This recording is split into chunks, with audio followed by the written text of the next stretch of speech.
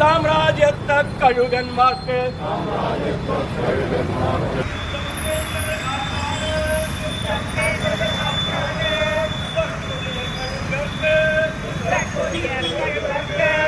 അവരുടെ യുദ്ധ കച്ചവടത്തിൽ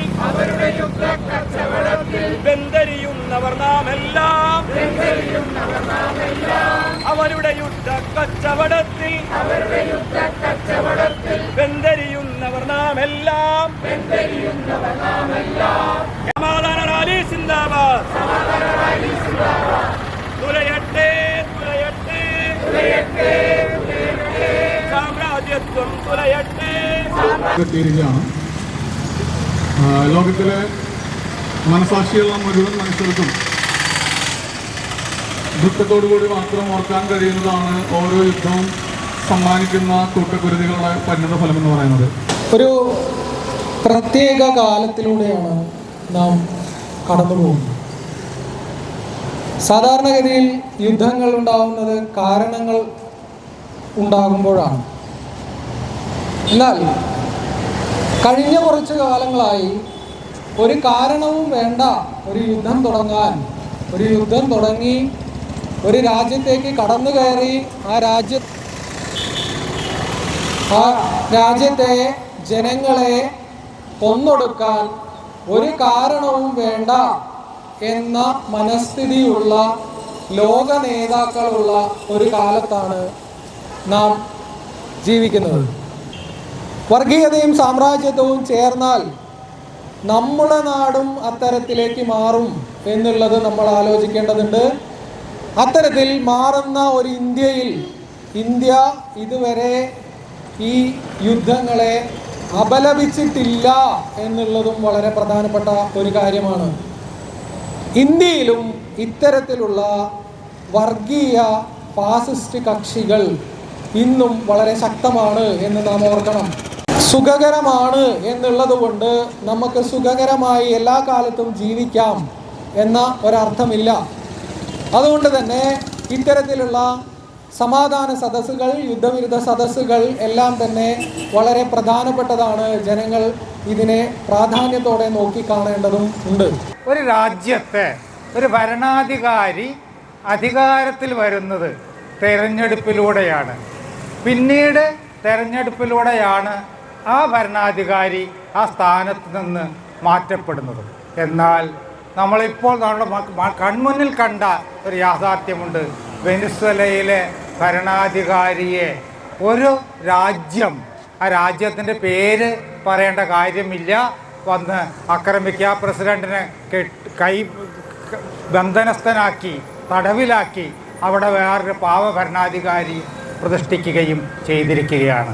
ഇറാനിൽ ഇന്ന് നടക്കുന്ന, ഇറാന് നേരെ ഉണ്ടായിട്ടുള്ള ഈ അതിക്രമങ്ങളുടെയും അടിസ്ഥാനപരമായ ലക്ഷ്യം ആ രാജ്യത്തെ ഭരണാധികാരിയെ മാറ്റുക എന്നതാണ്. ഒരു ആധുനിക സംസ്കാരത്തിൽ, ഒരു പരിഷ്കൃത സമൂഹത്തിൽ, ഒരു ജനാധിപത്യ വ്യവസ്ഥിതി നിലനിൽക്കുന്ന ഇന്നത്തെ ലോകത്തിൽ 21-ാം നൂറ്റാണ്ട് ജനാധിപത്യത്തിൻ്റെ കാലഘട്ടമാണ്. ഈ ജനാധിപത്യത്തിൻ്റെ കാലഘട്ടത്തിൽ ഭരണാധികാരിയെ പ്രതിഷ്ഠിക്കാനും ഭരണാധികാരിയെ മാറ്റാനും വേണ്ടി യുദ്ധങ്ങൾ ഉപയോഗിക്കുന്നു എന്നുള്ളിടത്താണ് യുദ്ധവിരുദ്ധ റാലിയുടെ ഇന്നത്തെ പ്രസക്തി. മനുഷ്യ സമൂഹത്തെ നശിപ്പിക്കാനുള്ള ആയുധങ്ങൾ നിർമ്മിച്ചുകൊണ്ട് മാത്രം നിലനിൽക്കുന്ന ഒരു സമ്പദ് വ്യവസ്ഥയാണ് ലോകത്തിലെ ഏറ്റവും വലിയ സമ്പദ് വ്യവസ്ഥ എന്ന് കൊട്ടിഘോഷിക്കപ്പെടുന്ന അമേരിക്ക. ഇതിനൊക്കെ അടിസ്ഥാനപരമായിട്ടുള്ളൊരു കാരണം നമ്മൾ കുറച്ച് മുദ്രാവാക്യങ്ങൾ കേട്ടിട്ടുണ്ട്. ഫ്രഞ്ച് വിപ്ലവത്തിൻ്റെ മുദ്രാവാക്യങ്ങൾ ലിബർട്ടി, ഫ്രറ്റേണിറ്റി, ഈക്വാണിറ്റി, സമത്വം, സ്വാതന്ത്ര്യം, സാഹോദര്യം. ആധുനിക വലതുപക്ഷ ലോക രാഷ്ട്രീയത്തിൻ്റെ മുദ്രാവാക്യം ദേശീയത, വർഗീയത, തീവ്രവാദം. ഈ മൂന്നുമാണ്.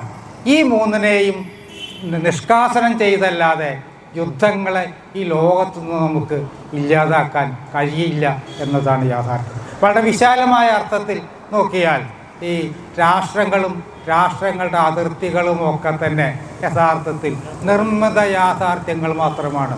നാം ഇന്ത്യക്കാരൻ ഞാൻ ഇന്ത്യക്കാരൻ എന്നത് ഒരു ഭൂപ്രദേശം രൂപപ്പെട്ടതിന് ശേഷം അതിൽ ജനിച്ചത് കൊണ്ട് മാത്രമുണ്ടായ ഒരു സങ്കല്പമാണ്. അതൊരു ഫിക്റ്റീഷ്യസ് യാഥാർത്ഥ്യമാണ്, നിർമ്മിത യാഥാർത്ഥ്യമാണ്, അല്ലെങ്കിൽ സങ്കല്പ യാഥാർത്ഥ്യമാണ്. എന്താണ് യാഥാർത്ഥ്യം? ഞാൻ മനുഷ്യനാണ്.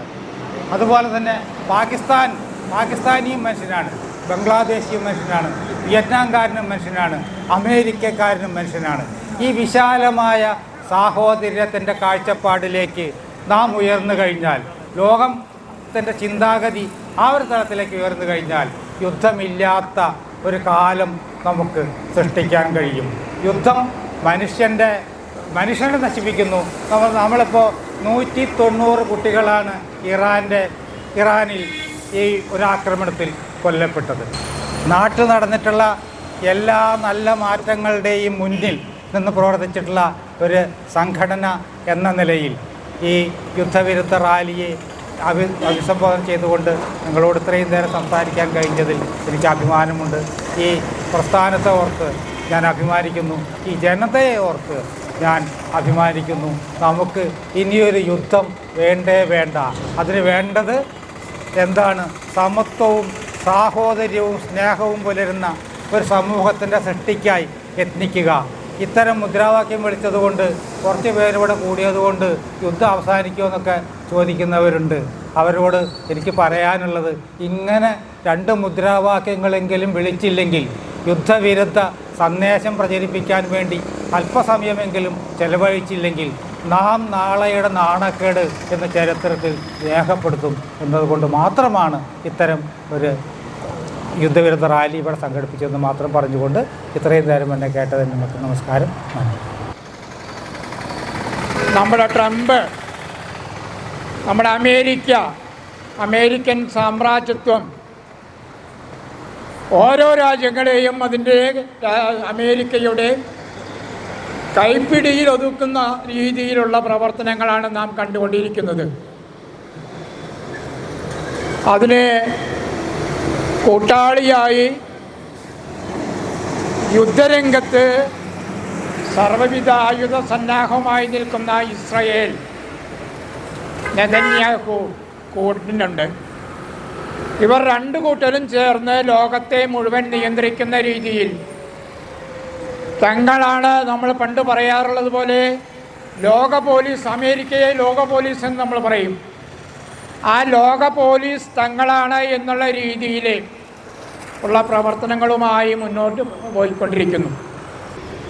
നമ്മൾ എന്നുള്ള രീതിയിൽ, മനുഷ്യൻ എന്നുള്ള രീതിയിൽ നമ്മുടെ ഈ ലോകത്തെ ഓരോ രാജ്യങ്ങളിലെയും മനുഷ്യരെയും, പ്രത്യേകിച്ച് കുട്ടികളെ, ഏത് യുദ്ധമുണ്ടായാലും എവിടെ യുദ്ധമുണ്ടായാലും ഏറ്റവും കൂടുതൽ അനുഭവിക്കുന്നത് സ്ത്രീകളും കുട്ടികളുമാണ്. നമുക്കറിയാം, ആയിരക്കണക്കിന് പിഞ്ചു പൈതങ്ങൾ നിരാലംബരായി തങ്ങൾക്ക് ഒന്നും ചെയ്യാൻ കഴിയാത്ത വിധത്തിൽ ദാരുണമായി മരിച്ചുകൊണ്ടിരിക്കുന്ന ഈ സംഭവം നമ്മളെ ഏറെ വേദനിപ്പിക്കേണ്ടതാണ്.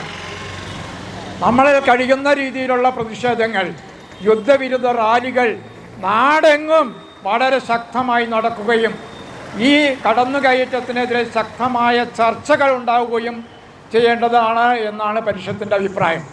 പരിഷത്ത് എന്ന് പറയുന്നത് അത്ര വലിയൊരു പ്രസ്ഥാനവും സംഘടനയൊന്നുമല്ല. ഏതാനും ശാസ്ത്രജ്ഞന്മാരും തൊഴിലാളികളും സമൂഹത്തിലെ വിവിധ ജനവിഭാഗങ്ങളും ചേർന്നുകൊണ്ട് പ്രവർത്തിക്കുന്ന ഒരു ശാസ്ത്ര സംഘടന. നേരത്തെ ഇവിടെ സൂചിപ്പിച്ച പോലെ ശാസ്ത്രം ജനനന്മയ്ക്കായിരിക്കണം എന്നുള്ളതുകൊണ്ട് മുറുകെ പിടിച്ചുകൊണ്ട് ശാസ്ത്രത്തിൻ്റെ തെറ്റായ ഉപയോഗത്തിനെതിരെ ശക്തമായി പ്രതിഷേധിച്ചുകൊണ്ട് പ്രവർത്തിക്കുന്ന സംഘടന. അതിൻ്റെ ഭാഗമായിട്ടാണ് ഇന്ന് ഇതുപോലെ വടക്കാഞ്ചേരിയിലെ വളരെ ചെറുതായ രീതിയിലാണെങ്കിലും പരിഷത്തിൻ്റെ വടക്കാഞ്ചേരി മേഖലയുടെ പേരിൽ ഇത്തരത്തിലുള്ള റാലി സംഘടിപ്പിച്ചത്.